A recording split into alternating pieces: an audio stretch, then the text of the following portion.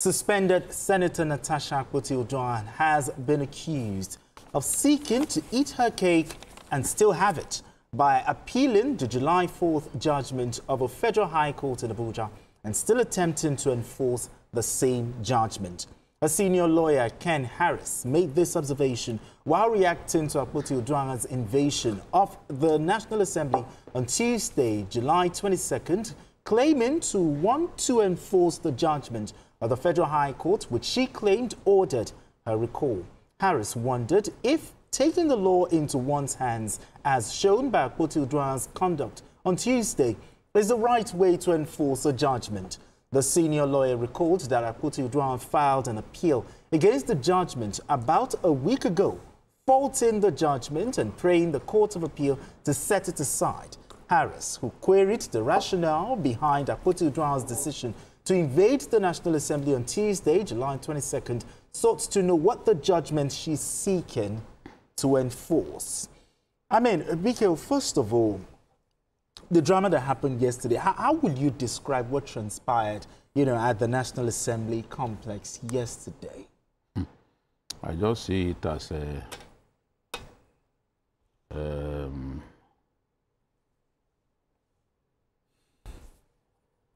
senatorial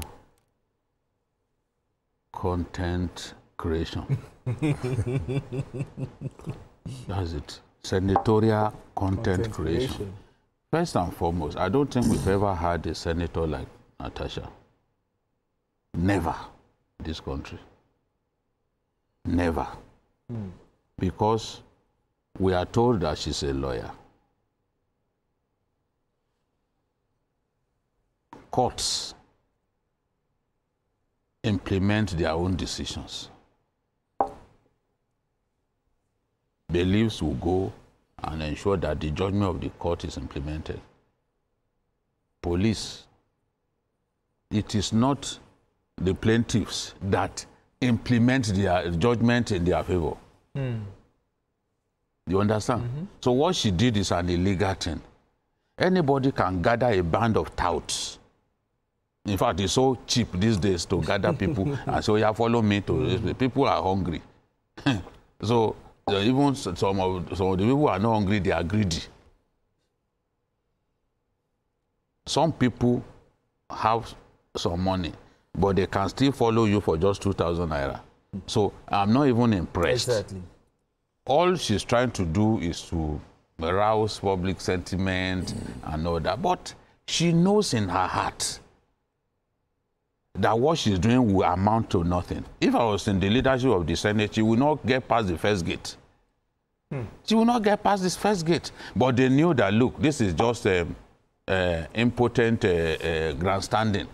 Because plenary was on, she couldn't get inside. What is the essence of this whole content creation? On the day that you were asked to move away from your original, you are not the only one. That's true. That's true. Others were affected. That's true. Others were affected. And we've seen very big people in the Senate have their seats moved. Former governors. So she's not the first. She's not the first. There is no order. And I repeat, any lawyer who says that there is a binding order, honestly, they need to take that lawyer's certificate because she's a disgrace to the profession. That's the argument out there. There's a disgrace to the profession because a lawyer must know the difference between a judge's opinion, which is called obiter dictum, and an order. An order. The language of an order is explicit, is definitive. Everyone will know. Assertive. Even in that same judgment, where the court ordered her to pay the fine, did they just say, "I believe you, Natasha, should pay"? Was that the way it was? That was not the language. Now, for even some of the so-called lawyers who are a disgrace to their profession, who are saying that the order is binding, I have key Supreme Court cases that affirm that a judge's opinion expressed in passing is not binding. The first one, Adegoke Motors Limited versus Adesanya, 1989. It's there in the Nigerian Weekly Law Report. Okay. In this landmark case, the court defined obiter dictum and emphasized its non-binding nature, stating that such comments are remarks made in passing and do not constitute the law. The judgment also cautioned against quoting these statements without considering the underlying facts. The second one, Okafo versus Nweke 2007, Weekly Law Report again. This decision explicitly held that obiter dictum is not binding and does not constitute precedent. 3. Eba versus Ogodo, 1984, Supreme Court. The Supreme Court reiterated that obiter dictum is not law and cannot be cited as binding authority. 4. Unzom versus Efika, 2010. Okay. Again, the Supreme Court reaffirmed the position that obiter dictum lacks binding authority. 5. Udelibia versus Udedibia, 2009. 14, Weekly Law Report. Ogboru versus Uduahan, 2011. Okay. In both cases, the Supreme Court affirmed that obiter dictum is non-binding precedent. Today, as I was preparing for this program, I went to Ogunbiyi versus the State, 1999, Weekly Law Report. And the Supreme Court said it is the ratio decidendi of a case that is binding on lower courts, not the obiter dictum, however tempting they must be. So there's a difference between a recommendation and an order. No lawyer, what is salt, what the gown that he wears up and down, will say that a recommendation by a judge, the opinion of a judge. Because, look, this judge felt that the Legislative House's Powers and Privileges Act 2018, yes, she knows that it empowers the Senate, the National Assembly, to come up with their own rules, to govern the conduct of their members. But Section 14 of that Legislative House's Powers and Privileges Act 2018 provides that a legislative house may suspend a member for misconduct, but it does not prescribe the maximum punishment. So this is where it does not prescribe the suspension period, the maximum suspension period. And that was why the judge said that the Senate has the power to amend these rules so that punishment can be proportionate to the offense committed. This judge said that a lot of the people making so much noise on social media and peddling ignorance all over the place, they've not read this judgment. They've not read it. I've read the judgment. I've read not just the CTC. I've read the full judgment. I've read the appeal, of Natasha. I've read the cross appeal by the Senate. I was surprised that a lawyer, an old lawyer, was saying that why should the Senate go to court if it feels that that order was not binding on it? And I said, oh my God. The way to know why the Senate went to court is to read their cross appeal. Read the grounds of appeal. I mean, we should stop this whole drama. Absolutely. It's not, Nigeria has not suddenly, oh, is it because Facebook now pays for content that we are just creating content all over the place? You see women these days, they open their underwear for people to see because Facebook has started paying for content. Something is wrong with us. Okay, all right. And if we are now obsessed with content creation, we shouldn't take it to the level of Senate, of people creating content, marching through the street when you know that your effort will amount to nothing. There is no order. Once you have appealed a judgment and you are asking the appeal court to set aside the judgment. How do you now want to implement the same judgment that you are saying that you have already filed that they should? You can't eat your cake and have it. Yes. You can't eat your No, but as far as Natasha is concerned, it's possible to eat the cake and still have the full cake in her hand. I mean, Adewale, the senior lawyer described Senator Natasha's invasion as a lawless act. Do you think Senator Natasha is making this matter worse for herself? Well, you know, we are not likely to handle the same situation in the same way. And we should also recall that we have had instances of people that were suspended in the Senate. I know in many cases that they didn't even go to court. Because when you are in this kind of situation, there are two broad means of resolving the conflict. Okay. The first one is legal. The second one is political. And the political angle is that you need to talk to your members, go in the night and talk to them, meet with them. You know, even those that are your hardened enemies. And that's a principle, one of the principles of democracy. Reconciliation, constructive, engagement. You meet them, you know, in the night, and then you talk to them, and before you know what is going on, the hardened senators who are opposed to you will be, but in this situation, I think she has failed to, exploit the political angle. Because what should surprise many Nigerians is that no single outspoken senator, even from our own party, he doesn't have support. Not one. Yeah, I'm surprised. Which is not a good thing. Even among the women, even among women there.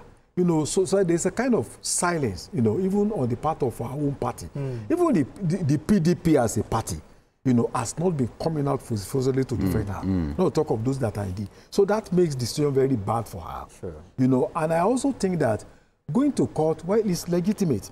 But then, it's like as if in Nigeria there is deliberate attempt to misinterpret judgments, of court of justice. But why are people misinterpreting and I don't think that it judgment? is necessary. I've also read that judgment. I didn't see anywhere where there's an express ruling that she should be recalled. And even let us assume, for the case of this argument, there was that kind of ruling. There's a process.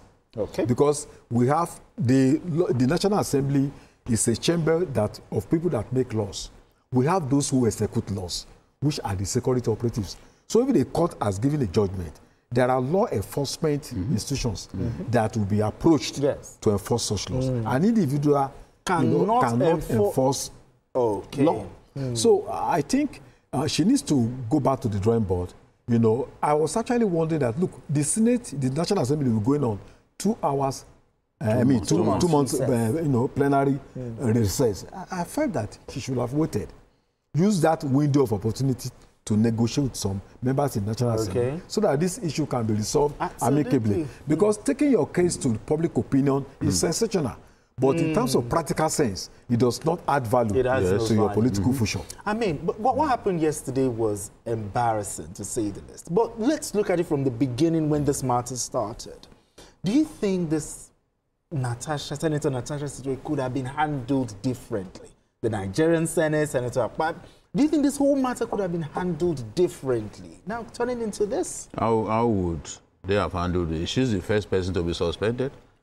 Abdul Nengi has been a lawmaker for many years. I first met him in 2003. Abdul Nengi from Bauchi. Was he not suspended recently?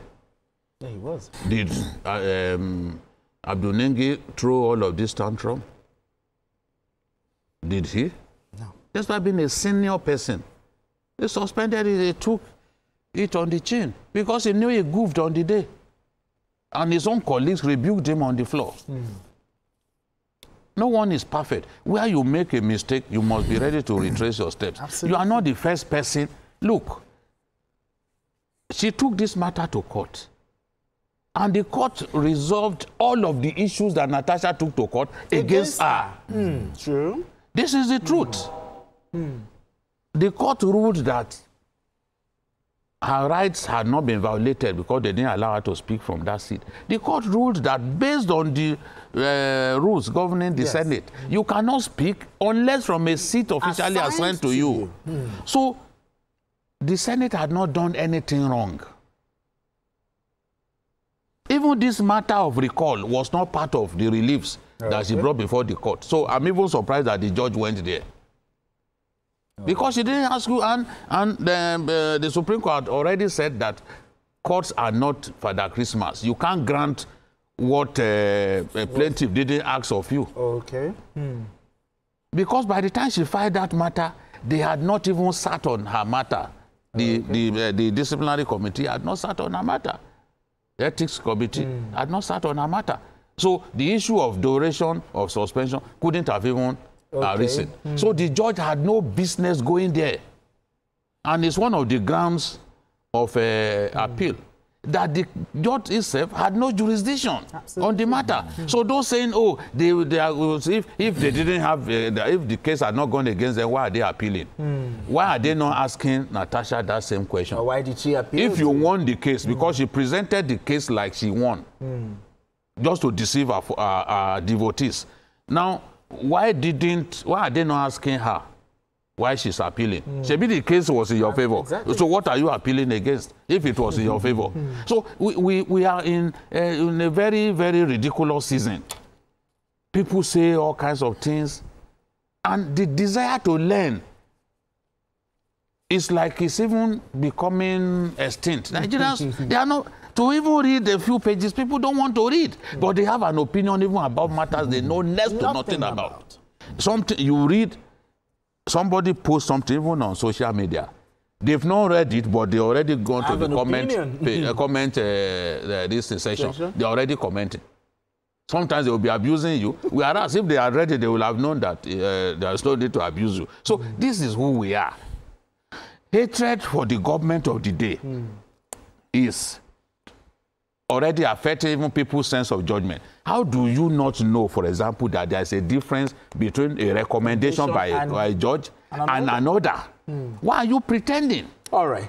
Why are you pretending? Okay. And lawyers who, anyway, what Charles Dickens said about lawyers, I don't want to quote it here.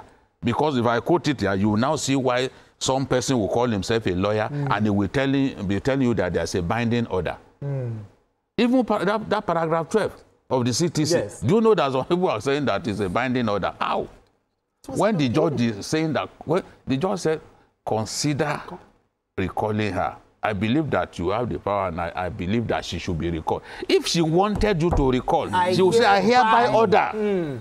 Why are we pretending not to know that that is the language of order, and people will sit in TV studios and be saying, I mean, just in 1 minute, do you think this matter could have been handled differently from the beginning till this time? Of course. You know, similar cases in the past have been handled differently. You know, and you just discovered that somebody has been suspended for 6 months. The Senate will, you know, review the whole, and you see them laughing, shaking hands and all that. So politics, you know, you need to know how to explore internal mechanism because it's one family. Because the people that are sharing at you, you know, praising you, they are not going to be with you when you are in that chamber. They are going to be there all alone. And your party members are not actually standing with you. The judge gave instruction that, I mean, gave advice that the Senate should consider reviewing the standing orders so that our suspension could be reviewed. That was not, you know... That's not an order. That was not an order. It was an advice being given to the Senate. So I felt if I happened to have been, I would have met these senators privately so that we could look for a political solution. Exactly. You know, Abdulmomen Jibrin, as brilliant as he is, one time, chairman of finance committee, the man who grilled Okonjo-Iweala, was he not suspended? Absolutely. What happened? Did the heavens fall? Absolutely.